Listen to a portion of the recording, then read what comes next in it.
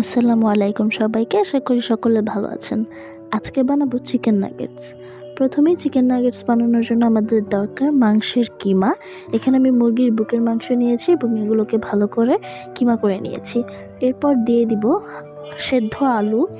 সেদ্ধ আলুটাকে আমি ভালোভাবে ম্যাশ করে নিয়েছি। এরপর দিয়ে দিব পরিমাণ মতো মরিচের গুঁড়া, ধনিয়ার গুঁড়া, গোলমরিচের গুঁড়া, দিয়ে দিব 1 টিস্পুন টমেটো সস, রসুন বাটা, আদা বাটা, 1 টিস্পুন লবণ, দিয়ে দিব 1 টিস্পুন লেবুর রস, অল্প একটু সয়া সস, টেস্ট ব্যালেন্সের জন্য অল্প একটু চিনি, দিয়ে দিব 1 টিস্পুন ময়দা। এরপর সব কিছুকে মুরগির মাংসের কিমার সাথে ভালোভাবে মিক্স করে নিতে হবে। এই পর্যায়ে আমি 2 টেবিল চামচের মতো সাদা তেল দিয়েছি, কিন্তু এই ক্লিপটা হঠাৎ হারিয়ে যাওয়ার কারণে আর দিতে পারলাম না। এরপর একটা প্লেটের মধ্যে 1 টেবিল চামচ তেল মাখিয়ে মুরগির মাংসের কিমার মিশ্রণটাকে প্লেটে দিয়ে 4 কোনা করে শেপ দিয়ে নিব।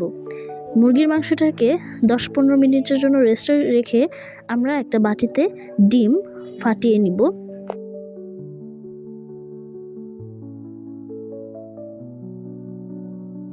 এই পর্যায়ে অল্প একটু লবণ দিয়ে ভালোভাবে ডিমটাকে ফেটিয়ে নিতে হবে।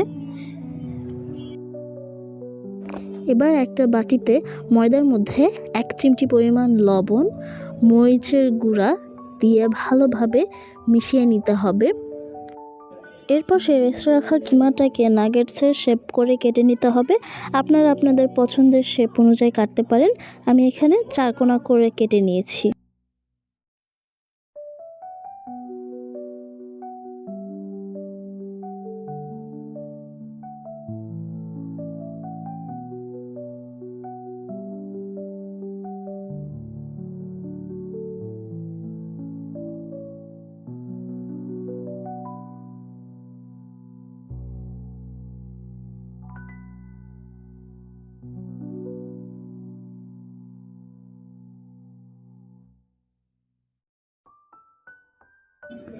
এরপর আস্তে করে একটা মিশ্রণ উঠিয়ে নিব এবং যেহেতু তেল লাগানো আছে তাই খুব একটা সমস্যা হবে না।